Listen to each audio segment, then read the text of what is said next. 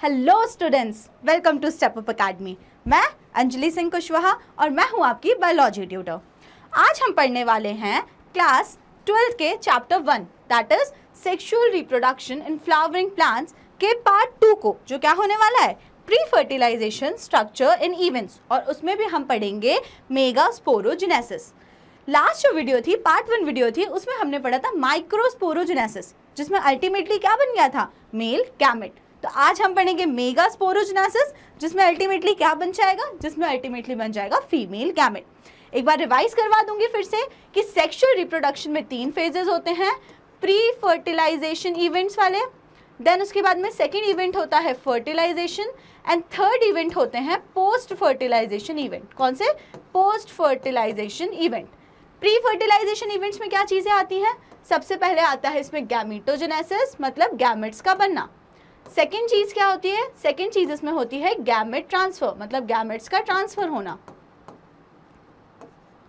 Then होगा fertilisation, और उसके बाद में आएंगे पोस्ट फर्टिलाइजेशन इवेंट, जिसमें पहले क्या बनेगा, जाइगोट। पहले होगा जाइगोट फॉर्मेशन, एंड देन उसमें होगा एम्ब्रियोजेनेसिस। तो अभी हम क्या पढ़ रहे हैं? अभी हम पढ़ रहे हैं गैमेटोजेनेसिस। लास्ट वीडियो में हमने पढ़ लिया था मेल गैमेट का, और अब इसके बाद हम इस वीडियो में पढ़ेंगे फीमेल गैमेट का सिंथेसिस। तो चलिए देखते हैं। तो अब हम देखेंगे कि एक फ्लावर में फीमेल पार्ट क्या होता है। जैसे हमने पहले पढ़ा था मेल पार्ट को हम लोग बोलते हैं एंड्रोशियम, वैसे ही फीमेल पार्ट जो होता है, जो फीमेल रोल होता है, उसका नाम होता है गाइनोशियम। अब जैसे कि एंड्रोशियम की यूनिट थी स्टेमन, वैसे ही गाइनोशियम की हर एक यूनिट को बोलते हैं हम लोग पिस्टल। क्या बोलते हैं? पिस्टल। और पिस्टल के लिए जो दूसरा वर्ड यूज होता है वो होता है कार्पल। तो हम या तो उसको बोल सकते हैं पिस्टल, या तो हम उसको बोल सकते हैं कार्पल। तो female role is gynoecium and its single unit is carpel और पिस्टल। अब हम फर्दर देखेंगे कि पिस्टल के कितने पार्ट होते हैं। तो pistil is divided into 3 part. First is stigma, second is style and third is ovary. तो देखते हैं ये तीनों पार्ट क्या होते हैं। फीमेल पार्ट कुछ ऐसा दिखता है। ऊपर एक होता है लैंडिंग प्लेटफॉर्म। अब आपके मन में क्वेश्चन आ रहा होगा कि मैम ये लैंडिंग प्लेटफॉर्म किसके लिए होता है? तो सोचिए किसके लिए होता होगा। Landing platform obviously for pollen grains. Pollen grains यहाँ पर आके, इस जगह पर आके लैंड होंगे। These red which I am drawing are pollen grains. तो यहाँ पे पोलन ग्रेन्स आके सेटल होंगे, लैंड होंगे। तो अब इस फ्लैट से पार्ट को, जहां पर पोलन ग्रेन्स आके लैंड होते हैं, इसको हम बोलते हैं स्टिग्मा। क्या बोलते हैं इसको हम? स्टिग्मा। तो landing platform for pollen grain, यही मेंशन है। ठीक है। अब आपको बीच में प्लेटफॉर्म के बाद एक लंबी सी इलोंगेटेड नेक दिख रही है, दिख रही है ना? तो ये जो इलोंगेटेड नेक है, इसे हम क्या बोलते हैं? स्टाइल। क्या बोलते हैं इसे हम? Style. This is stigma, this is style.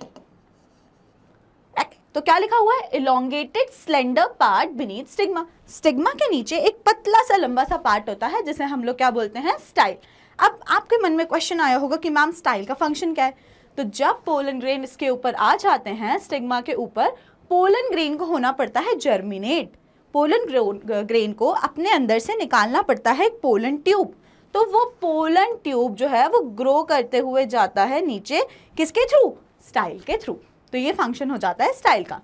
Last part जो नीचे आपको एक बल्ज्ड सा पार्ट दिख रहा है, मोटा मोटा सा पार्ट दिख रहा है, इसको हम बोलते हैं ओवरी। इसे हम क्या बोलते हैं? इसे हम बोलते हैं ओवरी। तो बेसल बल्ज पार्ट, नीचे की तरफ जो एक बल्ज्ड पार्ट होता है, उसको हम बोलते हैं ओवरी। Is that clear? तो पिस्टल के कितने पार्ट हो गए? Stigma, style, ovary. अब अगेन फिर वही क्वेश्चन कि मैम ओवरी का काम क्या है? तो ओवरी का ही तो मेन काम है। ओवरी के अंदर होते हैं ओव्यूल्स। क्या होते हैं? ओव्यूल्स। चलिए आगे देखते हैं कि अब कैसे चीजें होती हैं। आगे हम डिस्कस करते हैं एक टिपिकल ओव्यूल का स्ट्रक्चर। एक ओव्यूल और मेनली ओवरी का स्ट्रक्चर आपने जो देखा, स्टिग्मा, देन इलोंगेटेड स्टाइल और नीचे ओवरी। अब हम डिस्कस करेंगे इस ओवरी का स्ट्रक्चर, इस ओवरी के अंदर क्या क्या चीजें होती हैं। सबसे पहली बात, inside the ovary is ovarian cavity. तो जो आपको ये जो स्पेस दिख रही है, दिस इज ओवेरियन कैविटी, और इसको क्या बोलते हैं? इसको हम लोग बोलते हैं locule, in which placenta is located. और इस कैविटी में एक स्ट्रक्चर होता है जिसको बोलते हैं प्लेसेंटा। अब फर्स्ट क्वेश्चन जो आपके ब्रेन में आया वो आया कि व्हाट इज प्लेसेंटा, क्या होता है ये प्लेसेंटा? तो प्लेसेंटा वो स्ट्रक्चर होता है जो मैटरनल बॉडी को आने वाले बेबी की बॉडी से कनेक्ट करता है। ह्यूमंस में भी ऐसा होता है, इनफैक्ट सेक्सुअल रिप्रोडक्शन में होता ही होता है। तो बस ये है मदर फ्लावर, ओके। और इसमें जो यहाँ पे डेवलप होने वाला है नेक्स्ट जनरेशन का प्लांट, उसको कनेक्ट करने का काम कर रहा है प्लेसेंटा, ठीक है। आगे, arising from the placenta are the ovules, arising from the placenta are the ovules megasporangia. अब क्या बोला, देखो फिर से एक डायग्राम अगर मैं यहाँ पे ड्रॉ करूँ, ये हो गया प्लेसेंटा और इसके अंदर ये बना दिया मैंने एक स्ट्रक्चर। ये जो स्ट्रक्चर मैंने ड्रॉ किया, ओवरी के अंदर जो मैंने एक और स्ट्रक्चर ड्रॉ किया, ये होता है ओव्यूल। ये क्या है बेटा, ये है ओव्यूल। अब मैंने तो सिंगल ओव्यूल ड्रॉ किया है, तो मन में क्वेश्चन आ रहा होगा कि क्या सिंगल ही ओव्यूल होता है हर ओवरी के अंदर? तो आंसर है कि नहीं, नंबर ऑफ ओव्यूल्स वेरी कर सकते हैं। The number of ovule in an ovary may be 1, जिसका एग्जाम्पल क्या है, wheat, paddy, mango etcetera, to many, papaya, watermelon, orchids etcetera. तो एक ओव्यूल भी हो सकता है जिसके एग्जाम्पल्स हैं वीट, पैडी एंड मैंगो, और बहुत सारे ओव्यूल्स भी हो सकते हैं जिसके एग्जाम्पल क्या है, papaya, watermelon and orchids etcetera. अब अगर इस बात करें कि ओव्यूल है क्या, तो ओव्यूल को बोला जाता है मेगास्पोरांजिया। जैसे कि हमने मेल पार्ट में क्या पढ़ा था, मेल में पढ़ा था हमने कि जो एंड्रोशियम होता है, स्टेमिन होता है, फिर उसमें एंथर और फिलामेंट होता है।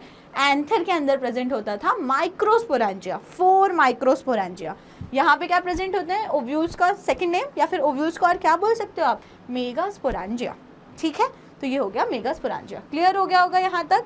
अगर आपको कोई भी डाउट आता है तो आप अपने डाउट्स को कमेंट सेक्शन में मेंशन कर सकते हैं किसी भी टाइम पे। आगे अब हम डिस्कस करते हैं गाइनोशियम को। तो gynoecium is the female reproductive part, ये आपको पहले से इतनी इन्फो मिल चुकी है। इट में हैव सिंगल पिस्टल, मोनोकार्पिलरी और मोर देन 1 पिस्टल। अब पिस्टल क्या होता है, अभी सिखाया था ना, जो गाइनोशियम की सिंगल यूनिट होती है उसको क्या बोलते हैं, उस सिंगल यूनिट को बोला जाता है या तो पिस्टल या तो कार्पल। अब अगर पिस्टल या कार्पल एक है, सिंगल है, तो उस कंडीशन को बोलते हैं मोनोकार्पिलरी, और अगर बहुत सारी है तो उस कंडीशन को बोला जाता है मल्टी कार्पिलरी। ये जो डायग्राम आपके सामने है, ये एग्जाम्पल है मोनोकार्पिलरी का, जिसमें आपको सिंगल पिस्टल या कार्पल दिख रहा है। आगे इन मल्टी कार्पिलरी, और अगर हम मल्टी कार्पिलरी वाली कंडीशन है, मल्टी कार्पिलरी वाली कंडीशन इन द सेंस क्या होता है, बहुत सारे फीमेल पार्ट, बहुत सारी पिस्टल्स। तो अगर ऐसे करके मैं ड्रॉ करूं, बहुत सारे पार्ट्स, तो अब इसमें क्या कंडीशन है, अब जब बहुत सारी पिस्टल हैं तो उसमें 2 केसेस बनते हैं।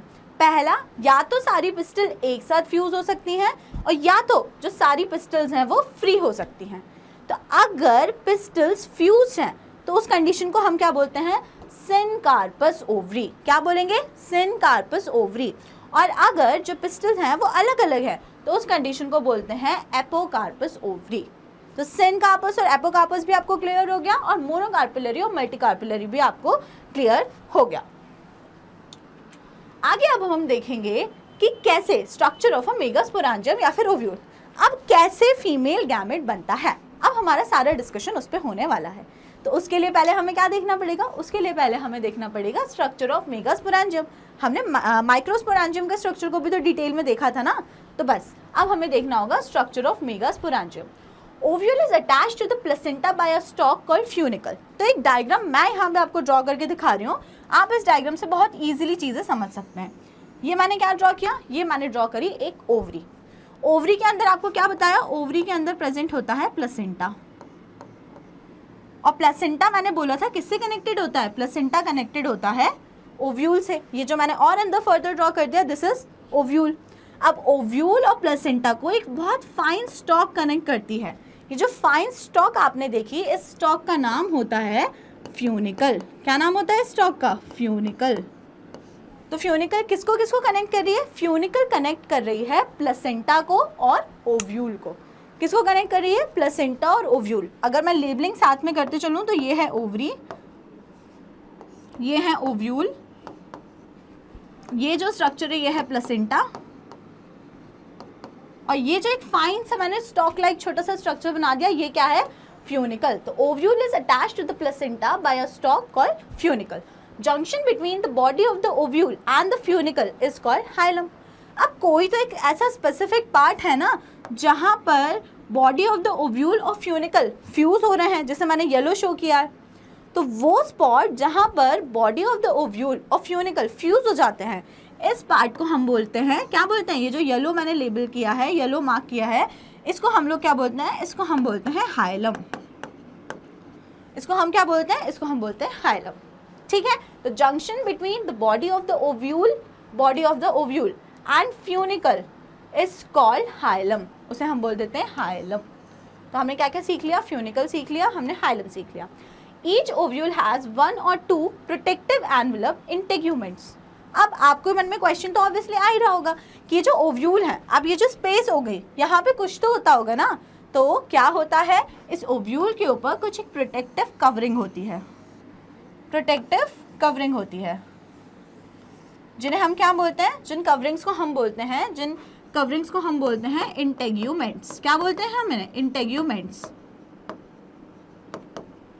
एंड वेरी इजी, जो आउटर है, बाहर तरफ जो है कवरिंग, उसे क्या बोल देंगे, आउटर इंटेग्यूमेंट, और जो अंदर की साइड है उसे बोल देंगे इनर इंटेग्यूमेंट। तो each ovule has 1 or 2 protective envelopes integuments except at the tip where a small opening called micropyle is present. अब एक बात उन्होंने लिखी है बहुत ही छोटी सी, और आप मैंने जब ड्रॉ किया तो आपके मन में भी क्वेश्चन पता नहीं आया कि नहीं, आना तो चाहिए था, कि जो ये वाला स्पॉट है ना, ये वाला स्पेसिफिक स्पॉट, मैम ने यहाँ पे नहीं बनाया इंटेग्यूमेंट्स, और तो मैम ने पूरे में ऐसे करके इंसर्कल कर दिए, क्यों नहीं बनाया मैम ने वहाँ पे, बताइए। तो वहाँ पे एक छोटा सा खाली जगह है, टिप है, जिसको हम बोलते हैं, स्पेस है, जिसको हम बोलते हैं माइक्रोपाइल, जिसे हम क्या बोलते हैं, माइक्रोपाइल। अब फिर से क्वेश्चन आ रहा होगा कि अब ये माइक्रोपाइल क्यों प्रेजेंट है, ये जो माइक्रोपाइल है ये क्यों प्रेजेंट है, क्या काम है माइक्रोपाइल का, तो खुद ही सोचो ना। अब ऊपर क्या प्रेजेंट है, ये पूरा अगर इसमें ऐसे ऐसे एक्सीड कर दूं तो ऊपर क्या है, स्टाइल है, जिसके अंदर से होते हुए कौन आने वाला है, जिसके अंदर से होते हुए आने वाला है पोलन ग्रेन, मेल गैमेट आने वाला है। पोलन ग्रेन लैंड होंगे ऊपर स्टिग्मा पे, और लैंड होके पोलन जो मेल गैमेट है वो जर्मिनेट होके आने वाले हैं किसके अंदर, ओवरी के अंदर, या फिर बोलूँ तो ओव्यूल के अंदर। अब अगर पूरे में इंटेग्यूमेंट्स की लेयर चढ़ा देते ऊपर तक, तो कहाँ से एंटर करता मेल गैमेट, तो मेल गैमेट को एंटर करने के लिए एक स्पेस तो चाहिए थी, तो वो जो स्पेस है वो कौन सी स्पेस है, वो है माइक्रोपाइल। उस जो ओपनिंग है छोटी सी जहाँ पर इंटेग्यूमेंट्स प्रेजेंट नहीं है, उसको हम क्या बोल देते हैं, उसे हम बोलते हैं माइक्रोपाइल। तो ये क्लियर हो गया होगा, होप सो। ये देखिए आपके सामने एक एनसीईआरटी का डायग्राम, इसमें क्या क्या लेबलिंग है, इसमें हाइलम मेंशन है, फ्यूनिकल, तो हम रिवाइज करते जाते हैं। क्या होता है, सबसे पहले प्लेसेंटा होता है, प्लेसेंटा और ओव्यूल को जो कनेक्ट करती है स्टॉक, उसे हम क्या बोलते हैं, फ्यूनिकल। जंक्शन जो होता है ओव्यूल और फ्यूनिकल का, उसे हम क्या बोलते हैं, हाइलम। फिर एक जो ओपनिंग है, यही बताया था ना, एक ओपनिंग छोटी सी, उसे हम क्या बोलते थे, उस ओपनिंग को हम बोल देते हैं माइक्रोपाइल। अब जहां पर माइक्रोपाइल प्रेजेंट था, ये कौन सा पोल हो जाएगा, माइक्रोपाइलर पोल। इंटेग्यूमेंट्स की बात करें तो आपको 2 इंटेग्यूमेंट्स दिख रहे होंगे, एक बाहर की तरफ, एक अंदर की तरफ। तो जो बाहर की तरफ है वो क्या हो गया, आउटर इंटेग्यूमेंट, और जो अंदर की तरफ है वो हो गया इनर इंटेग्यूमेंट। और अंदर आप देख रहे हैं एक सेल की लेयर होती है जिसे बोलते हैं न्यूसिलस, जिसे क्या बोलते हैं, न्यूसिलस। यहाँ पर इंटेग्यूमेंट्स के अंदर एक सेल की लेयर होती है जिसे बोला जाता है न्यूसिलस, और उसके अंदर डेवलप होगा एम्ब्रियो सैक। क्या डेवलप होगा, एम्ब्रियो सैक। अब क्वेश्चन आ रहा होगा कि मैम अब ये क्या बताते जा रहे हैं, एम्ब्रियो सैक, न्यूसिलस, ये वो। तो एम्ब्रियो सैक होता है फीमेल गैमेटोफाइट। क्या होता है, फीमेल गैमेटोफाइट। जैसे कि अगर मैं पूछूं मेल गैमेटोफाइट क्या था, तो आप तुरंत आंसर करेंगे कि मैम मेल गैमेटोफाइट था pollen grain. Gametophyte is any structure जिसके अंदर कौन डेवलप होता है, जिसके अंदर गैमेट डेवलप होता है। तो पोलन ग्रेन के अंदर कौन सा गैमेट डेवलप हुआ था, मेल गैमेट, ऑब्वियसली बात है। तो अब हमें समझ में आ गया कि ओके, तो एम्ब्रियो सैक के अंदर डेवलप होगा female gamete. And micropylar and तो वो वाला एंड हो गया जहाँ पर माइक्रोपाइल प्रेजेंट था। उसके ऑपोजिट जो एंड होता है, उसके ऑपोजिट जो एंड होता है, अब उसका कुछ नाम तो रखना पड़ेगा ना, उसको ऐसे ही थोड़ी छोड़ देंगे, तो उसका नाम होता है चलाजल एंड या फिर चलाजल पोल। क्या नाम होता है, चलाजल पोल। तो आपको होप्सो एक ओवरी का जो एक स्ट्रक्चर होता है, टिपिकल एंजियोस्पर्म की ओवरी, वो आपको क्लियर हुआ होगा। ठीक है, कि उसमें क्या क्या पार्ट्स होते हैं। ऊपर वाला माइक्रोपाइलर एंड, नीचे वाला जो हो गया उसके ऑपोजिट जो एंड हो गया वो हो गया चिलाजल एंड। चले ठीक है, अब आगे बढ़ते हैं और आगे बढ़ के अब हम देखते हैं structure of a megasporangium ovule. तो enclose within the integument there is a mass of cell called nucellus. पढ़ रहे थे ना हम यही, मैंने जो आपको एक ड्रॉ करके डायग्राम भी समझाया था और आपने ये वाला डायग्राम भी देख लिया था। तो हमने पूरा आउटर स्ट्रक्चर पढ़ लिया था। अंदर क्या बताया मैंने, एक एडिशनल सेल्स की लेयर होती है जिसे हम क्या बोलते हैं, न्यूसिलस। तो बस वही यहाँ पे लिखा हुआ है, mass of cell called nucellus. Its cells contain reserve food material. Reserve food material, अब खुद ही आप सोच लो जल्दी से, क्यों होगा रिजर्व फूड मटेरियल? अरे ऑब्वियस ही बात है ना, अंदर कौन डेवलप होने वाला है, अंदर एम्ब्रियो डेवलप होने वाला है, जाइगोट बनने वाला है, फ्यूचर जनरेशन का प्लांट बनने वाला है। तो उसकी ग्रोथ के लिए उसको न्यूट्रिशन तो चाहिए ना, तो कौन देगा? न्यूसिलस देगा। न्यूसिलस, तो न्यूसिलस की सेल्स में क्या स्टोर होता है? फूड स्टोर होता है, फूड रिजर्व रहता है। Inside the nucellus is the embryo sac. उसके अंदर क्या होता है? एम्ब्रियो सैक, जो कि क्या होता है? फीमेल गैमेटोफाइट, जिसे हम क्या बोलते हैं? Female gametophyte. तो हमने क्या सीख लिया कि फीमेल गैमेटोफाइट कहाँ होता है? तो ओवरी, ओवरी के अंदर ओव्यूल, ओव्यूल के अंदर न्यूसिलस की एक लेयर, और फिर उसके अंदर प्रेजेंट है एम्ब्रियो सैक, जिसे बोला जाता है फीमेल गैमेटोफाइट। ये देख लो आप, माइक्रोपाइलर एंड है, ये न्यूसिलस की सेल्स की लेयर्स है, और ये मेगास्पोर मदर सेल है। बीच में आप जो देख पा रहे हो एक जो बड़ी सी सेल है, ये क्या है? Megaspore mother cell. जिससे क्या बनेगा? जिससे बनेगा मेगास्पोर। जिससे क्या बनेंगे? मेगास्पोर्स। वहाँ पे हमने देखा था, अगर मेल्स की बात करूँ तो माइक्रोस्पोरेंजियम था। माइक्रोस्पोरेंजियम ऐसा कुछ अगर याद है ऐसा, तो यहाँ पे क्या था? यहाँ पे प्रेजेंट था माइक्रोस्पोरेंजियम। उसके बीच में क्या प्रेजेंट था? उसके बीच में यहाँ पे सेंटर पे था स्पोरोजिनस टिश्यू, जिसे हम क्या बोल सकते हैं? जिसे बोलते हैं माइक्रोस्पोर मदर सेल। तो सिमिलरली अभी हमने क्या पढ़ लिया? ओवरी का स्ट्रक्चर पढ़ लिया। अब उसके यहाँ पे सेंटर में ये जो बड़ी सी आपको सेल दिख रही है, इसे क्या बोलते हैं? इसे बोलते हैं मेगास्पोर मदर सेल। क्या बोलते हैं इसे? Megaspore mother cell. तो इससे क्या बनने वाले हैं? किसकी मदर सेल है? मेगास्पोर की। तो क्या बनाएगी? मेगास्पोर बनाएगी। Very easy. ठीक है, चलिए गुड।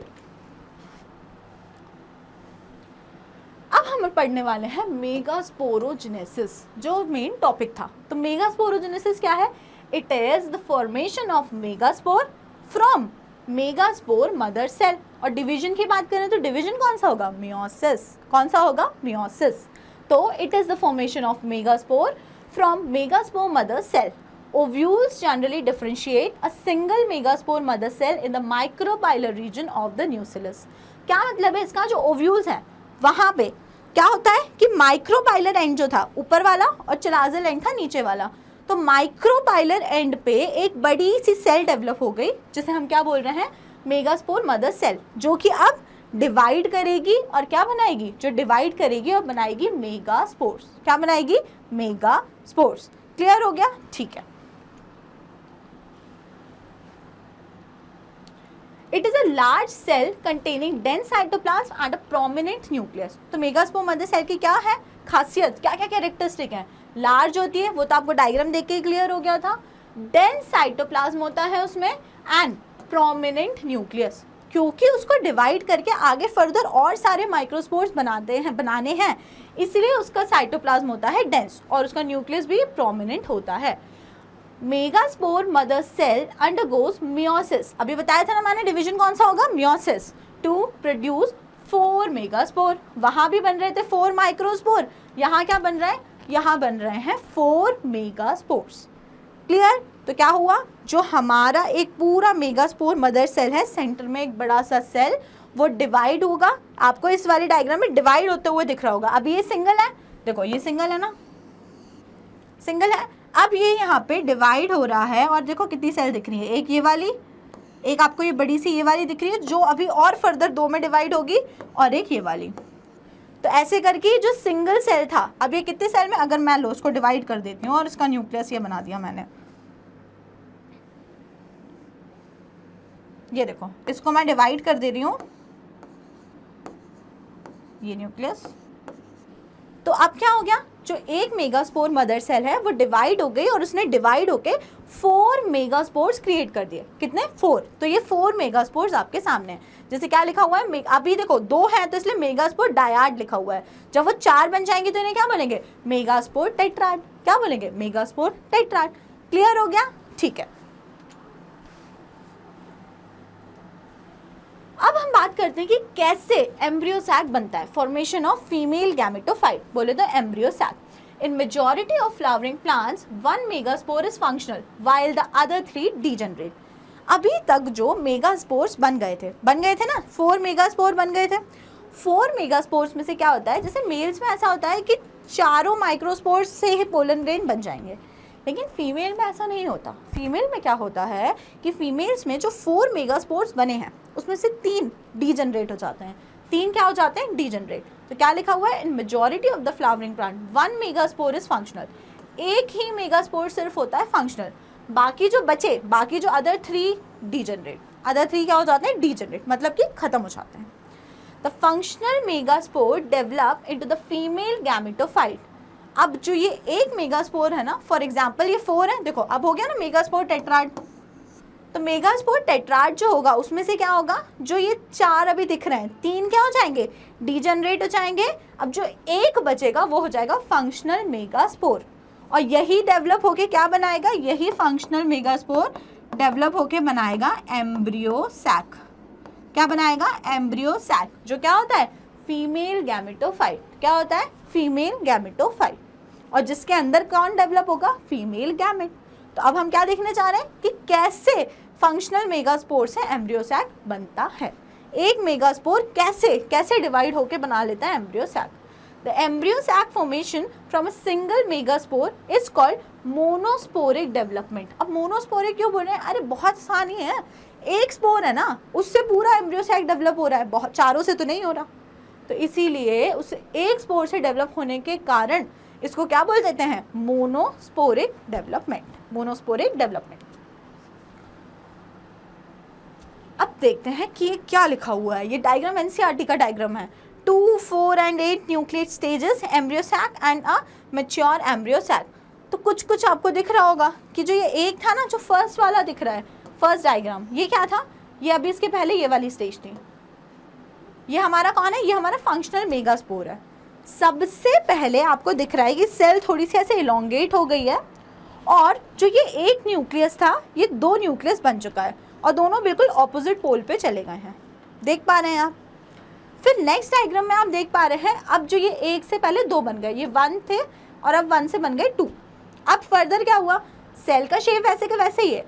अब ये वाला जो न्यूक्लियस है इसमें दोनों में फिर से डिवीजन हुआ, और इस 2 से ये 2 बन गए, इस 1 से ये 2 बन गए, और इस 1 से ये 2 बन गए। तो अब टोटल कितने न्यूक्लियस हो गए? अब टोटल हो गए 4 न्यूक्लियस। कितने न्यूक्लियस? 4। अब और आगे डायग्राम में क्या दिख रहा है? इनसे भी 2-2 बन गए, इनसे 2, इनसे 2, इससे 2, इससे 2। तो अब टोटल कितने हो गए? 4 और 4 8। अब कितने? अब टोटल 8 न्यूक्लियस बन गए। तो आप इसमें क्या देख पा रहे हैं? आप इस डायग्राम में देख पा रहे हैं न्यूक्लियर डिवीजन। क्या देख पा रहे हैं? Nuclear division. क्या मैंने एक बार भी बीच में ऐसा बोला कि सेल वॉल भी बनती गई साथ में, या सेल मेम्ब्रेन भी आती गई? ऐसा मैंने कुछ भी नहीं बोला। सिर्फ मैं अभी यहाँ पे किसको डिवाइड करवा रही हूँ? मैंने सिर्फ और सिर्फ न्यूक्लियस को डिवाइड करवा दिया है। जो एक सिंगल मेगास्पोर का जो न्यूक्लियस था वो डिवाइड होके उसमें 3 बार डिवीजन हुआ, 1, 2, 3, और टोटल 8 न्यूक्लियस वाली कंडीशन बन चुकी है। इस सेल के अंदर कितने न्यूक्लियस आ चुके हैं? 8। अब अगर अगला डायग्राम देखो तो क्या हो रहा है, उसमें 3 न्यूक्लियस ऊपर हैं, 3 न्यूक्लियस नीचे हैं, और 2 न्यूक्लियस बीच में आ गए। अगर आप डायग्राम देखो तो आपको कुछ इस टाइप का इजी डायग्राम अगर मैं ड्रॉ करूं तो 3 न्यूक्लियस ऊपर है, 3 न्यूक्लियस नीचे हैं, और 2 न्यूक्लियस बीच में है। कुछ ऐसा अरेंजमेंट हो गया है। और अब फॉर्मेशन होना स्टार्ट हुई है सेल वॉल्स की। किसकी फॉर्मेशन होना स्टार्ट हुई है? सेल वॉल की फॉर्मेशन होना स्टार्ट हुई है। तो मैं अगर अपने डायग्राम में भी बनाऊं तो ये सेल वॉल्स की फॉर्मेशन होना स्टार्ट हो गई है। सेल वॉल की फॉर्मेशन हो गई है। तो आइए देखते हैं, यही होता है क्या? ऐसे ही होता है एम्ब्रियो सैक का डेवलपमेंट। आगे अब हम देखें क्या देते हैं। Formation of female gametophyte embryo sac, the nucleus of functional megaspore. सबसे पहले क्या देखा था, जो न्यूक्लियस था किसका, फंक्शनल मेगास्पोर का, वो डिवाइड हो जाता है by mitosis, mitotically to form 2 nuclei. सबसे पहले क्या होता है, सिंगल मेगास्पोर, जो मैंने पिछली वाली स्लाइड में भी यहाँ पे ड्रॉ किया था, और उससे क्या हो रहा है, सबसे पहले 2 न्यूक्लियाई वाली कंडीशन बन गई। फिर क्या हो रहा है, they move to opposite pole, और वो जो 2 न्यूक्लियस बने वो दोनों ऐसे ऑपोजिट पोल पे चले जाते हैं, एक ऊपर और एक नीचे, देख पा रहे हैं हम डायग्राम में इजीली। फिर क्या होगा, they move to opposite pole forming 2 nucleate embryo sac, और इस वाले एम्ब्रियो सैक को आप क्या बोलोगे, 2 न्यूक्लिएट एम्ब्रियो सैक, 2 न्यूक्लिएट। अब 2 न्यूक्लिएट बन गया, फिर 2 न्यूक्लिएट से क्या होगा, the nuclei again divide in 2 times forming 4 nucleate and 8 nucleate stages of the embryo sac. अब इन्होंने बोला अब जो होता है ना, जो फिर से डिवीजन होगा, 2 न्यूक्लिएट बन गए, 2 न्यूक्लिएट के बाद में फिर से एक और माइटोसिस डिवीजन होगा, और कितना बन जाएगा, 4 न्यूक्लिएट, और फिर से एक और होगा तो कितना बन जाएगा, 8 न्यूक्लिएट एम्ब्रियो सैक। कितना न्यूक्लिएट एम्ब्रियो सैक बन चुका है, 8 न्यूक्लिएट एम्ब्रियो सैक क्रिएट हो गया है।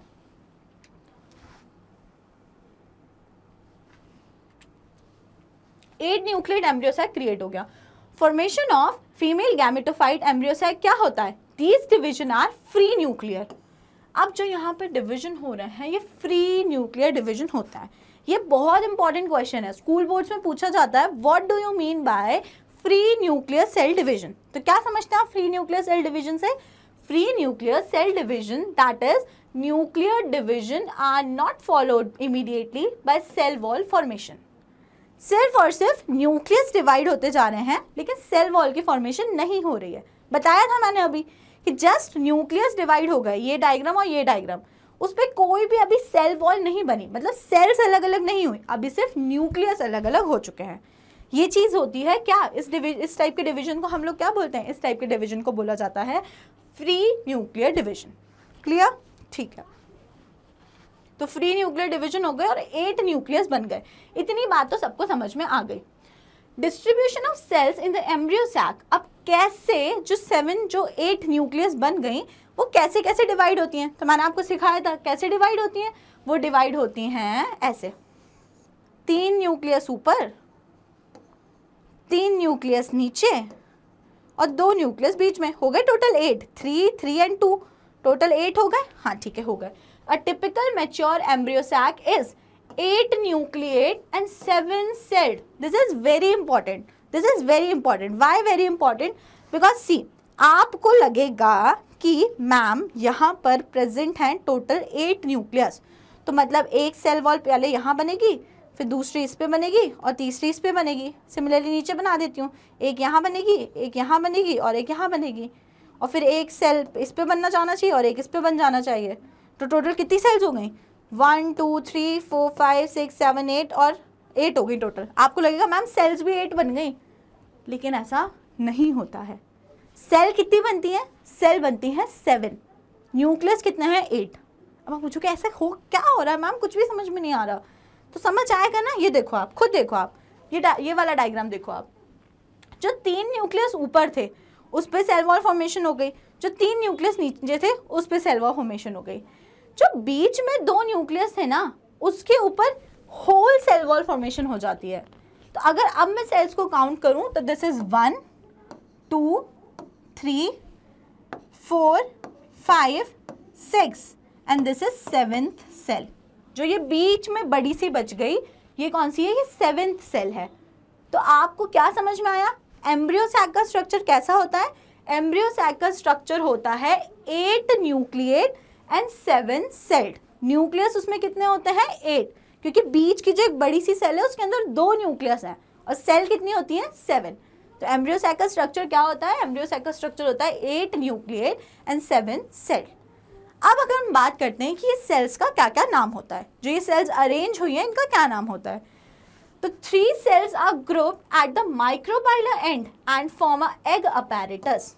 तो जो मैं बोली थी ना नीचे आ गई, तो माइक्रोपाइल वाले एंड पे जो भी 3 सेल्स जाके अरेंज हो गई हैं, जहाँ पर माइक्रोपाइल है ना वहाँ पे जो भी 3 सेल्स जाके अरेंज हो गई हैं, जो 3 सेल्स बन गई हैं, इन तीनों को मिला के मतलब 4 5 और 6, मैं 4th 5th और 6th सेल के जो तीनों का ग्रुप है इसको एज अ ग्रुप मैं बोल रही हूँ एग अपैरेटस। क्या बोल रही हूँ मैं, एग अपैरेटस। इसको बोला जाता है एग अपैरेटस। अब एग अपैरेटस में कितनी सेल्स हैं? 3। तो जो 3 सेल्स ऑफ एग अपैरेटस हैं उसमें से जो 2 सेल्स हैं, दो जो 4th और 5th सेल है, this is 4th and this is 5th, जो 4th और 5th सेल है उनको हम बोलते हैं सिनर्जिड्स। क्या बोलते हैं उनको हम? सिनर्जिड्स। और जो 6th सेल है, 6th सेल जो है वो है एग। वो क्या है? एग, यानी कि फीमेल गैमेट। क्या है वो? Female gamete. समझ में आया थोड़ा थोड़ा कुछ कुछ? Distribution of cell in the embryo sac. Synergids have special cellular thickening at the micropylar tip called filiform apparatus. It helps to guide the pollen tube into the synergid. अब जो 2 synergid हैं एग apparatus के, उसमें आप जो ये green colour के छोटे से ऐसे apparatus टाइप के कुछ देख पा रहे हैं, प्रोजेक्शंस टाइप के, इनको हम क्या बोलते हैं? इनको हम बोलते हैं फिलीफॉर्म apparatus। क्या बोलते हैं इनको हम? Filiform apparatus। तो फिलीफॉर्म apparatus क्या होता है? फिलीफॉर्म apparatus जब यहाँ पर पोलन ट्यूब आएगा, जो किसको लेके आएगा? अंदर, मेल गैमेट को, तो उसको सिनर्जिड उसको गाइड करेगा कि हाँ ठीक है तुम इस रास्ते से होते हुए एग के पास पहुंच सकते हो। तो जो गाइड है, जो रास्ता दिखाने का काम करेगा, किसको? पोलन ट्यूब को। वो कौन करते हैं? Filiform apparatus. और वो उसको कहाँ पहुँचा देगा? जो एग अपैरेटस की जो एग है जो फीमेल गैमेट है, वहाँ तक उसको पहुँचा देगा। यही तो हमको करना था। ठीक है, तो फिलीफॉर्म अपैरेटस आपको क्लियर हो गया होगा। 3 cell at the chalazal end are called the antipodals. तो आपको एग अपैरेटस तो क्लियर हो गया। माइक्रोपाइलर एंड पे 3 सेल जिन्हें बोलते हैं एग अपैरेटस, जिसमें से 2 होती हैं कौन सी? सिनर्जिड, और उसमें प्रेजेंट होते हैं फिलीफॉर्म अपैरेटस। एक सेल जो होती है उसे हम बोलते हैं एग सेल। ऊपर की बात करें, माइक्रोपाइलर एंड के जो ऑपोजिट एंड होता है उसे आप क्या बोलते हैं? चिलाजल एंड। वो तो हमने पहले ही देख लिया था। जो 3 सेल ऊपर की तरफ है ऑपोजिट टू माइक्रोपाइलर एंड, ये तीनों सेल्स को मिला के बोलते हैं एंटीपोडल्स। क्या बोलते हैं इनको? एंटीपोडल्स। ठीक है, तो ऊपर की जो चिलाजल एंड वाली सेल्स हो गई 3 ग्रुप, उसको बोल देते हैं एंटीपोडल्स। जो माइक्रोपाइलर एंड की 3 सेल्स हो गई उसे क्या बोल देते हैं हम? एग अपैरेटस, जिसमें से होते हैं 2 सिनर्जिड और 1 एग। अब कौन सी वाली रह गई? सेंटर वाली।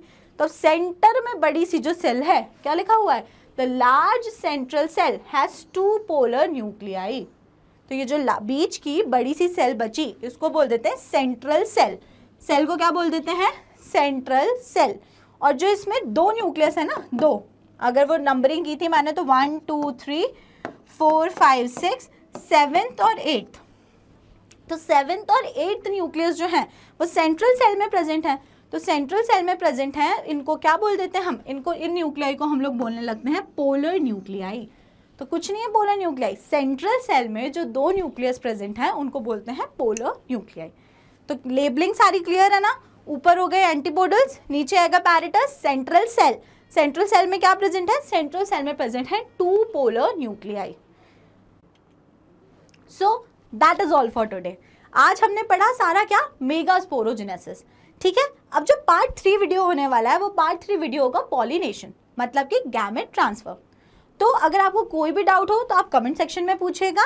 बाकी वीडियो पसंद आई हो तो वीडियो को जरूर करिएगा लाइक और चैनल को करिएगा subscribe and keep watching. Thank you.